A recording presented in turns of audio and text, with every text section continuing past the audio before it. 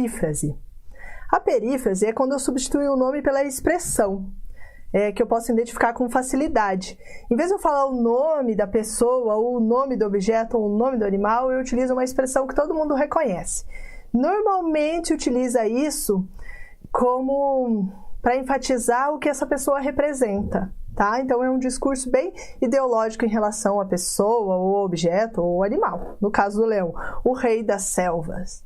Eu enfatizo que ele não é somente um leão, ele é o rei das selvas, porque não ia ter dificuldade as pessoas reconhecer pela frase que o rei das selvas era um leão.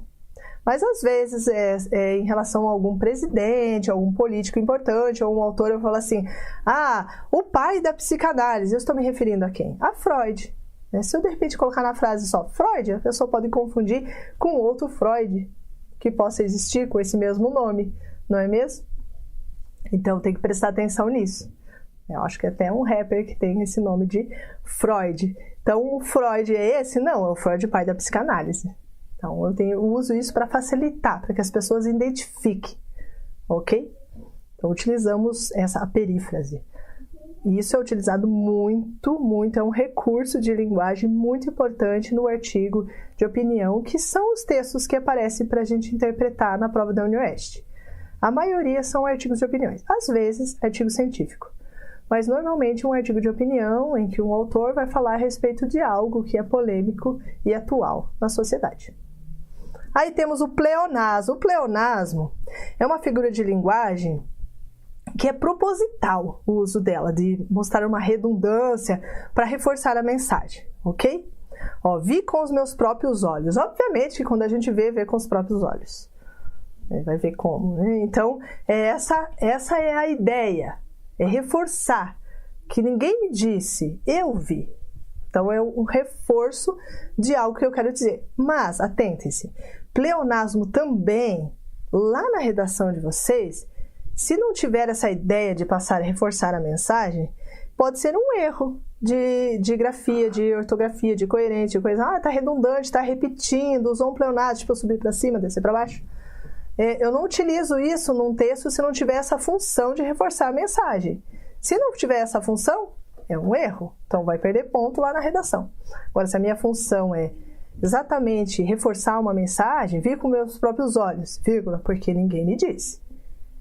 Então, tinha função. Só essa frase assim, realmente, ela foge um pouco e parece que está incorreta na escrita. Então, a figura de linguagem é muito importante. Vamos supor que a questão pergunta assim, o pleonasmo utilizado no segundo parágrafo do texto reforça a mensagem, letra A, letra B, é redundante e ocorre um erro na escrita, entendeu? Dessa maneira. Aí eu vou falar, nossa, o que era? Não, pleonasmo é erro, eu lembro, a professora escrevia nas minhas redações, o aluno pensando assim, nem sempre. O pleonasmo é uma figura de linguagem usada para enfatizar uma mensagem. Vamos para a prosopopeia ou personificação. Tá, não se utiliza isso muito no texto em prosa, mas no poema, lá na literatura, muito utilizado. Tá? Se aparecer a palavra prosopopeia, pode ser que o estudante tenha dificuldade de lembrar o que é isso, o que é prosopopeia. Mas personificação fica bem claro, né? Transformar algo inanimado ou não pessoa, não humano, em algo humano. Então, é a atribuição de características humanas a seres não humanos ou animados. Eu tenho que pensar isso. Eu posso também dar uma característica, por exemplo, uma cadeira que fala, ou uma caneta, que é muito presente nas fábulas, né? Não somente os animais que falam, mas os objetos falam também.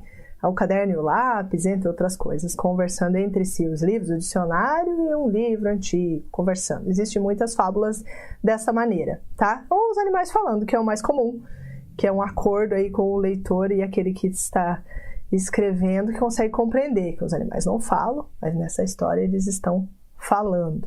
E a gente consegue entender, eles não falam para nós, né?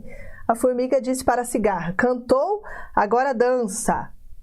O que, além da formiga falar, né, também essa parte do cantou e agora dança, né? Os animais não têm a característica da dança, né? Trata-se, de repente, de instinto, o que parece ser uma dança. E cantar, enfim, é também parte do instinto dele. Então, tudo levar as ideias como humanas a gente chama a figura de linguagem prosopopeia. E aqui temos a ironia. Tá, vamos fazer um parênteses bem grande aqui da ironia. No vestibular de 2019, uma boa parte das questões era a respeito da ironia, tá? O de 2020 recuperava muito a ideia de semântica, campo lexical, campo semântico, significado das palavras. E sinônimo também. Tá, no 2019, muito presente a ironia, tudo isso misturado a semântica, significado, etc. Tá? Então, por que é importante saber as figuras de linguagem? Além de seu uso lá na literatura ser muito frequente e muito importante o entendimento delas, algumas são presentes, extremamente presentes, no texto da língua portuguesa. Então, a ironia é o mote para muitas questões do vestibular da UniOeste. Eu coloquei uma tirinha. Você é ateu? Aí o outro responde, sou, graças a Deus. Então, eu posso dizer que é presente uma ironia nesse graças a Deus, né?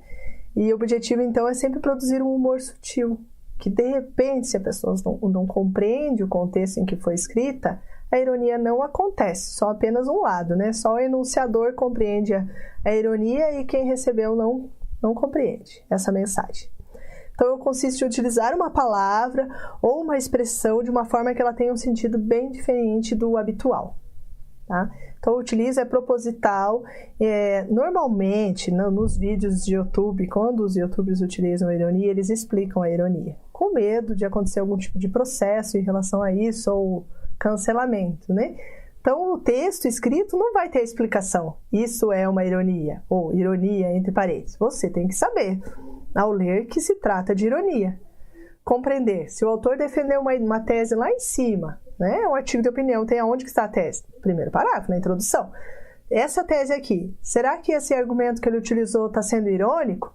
Eu tenho que ver, se não tiver coerência, é porque tem ironia. Então tem que estar muito presente essas figuras de linguagem dentro do texto.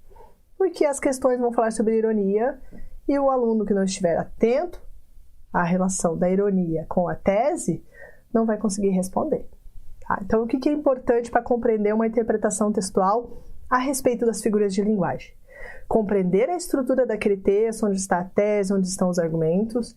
2. Conhecer as figuras de linguagem. E 3. Compreender se essa ironia tem relação com a tese, se está realmente exercendo essa função, ou se é realmente a ideia que o autor está defendendo, se está usando no sentido habitual as palavras. Então, fiquem muito atentos a isso. Agora, por fim, eu coloquei a metáfora aqui, uma explicação mais entendida da presença dela numa tirinha, tá? Então, é uma figura de linguagem que se verifica uma comparação implícita, né? Que está ali, não tem a conjunção, não tem comparativa, só para a gente reforçar, então, a metáfora. No texto escrito, ó. A Clary terminou comigo, não sei o que vou fazer, cara. Não se preocupe, o mar tá cheio de peixes, se é que você me entende. Ele, acho que eu entendo. Enfim, no último quadrinho, tá com o carro embaixo do mar e os peixes em volta e, pelo jeito, pelos olhos, né, faleceu aí sobre a expressão de procurar os peixes no fundo do mar. Então, ele não compreendeu a metáfora, não houve o entendimento da figura de linguagem. Então, reforçando a metáfora, ela é essa figura de linguagem que se verifica a comparação implícita.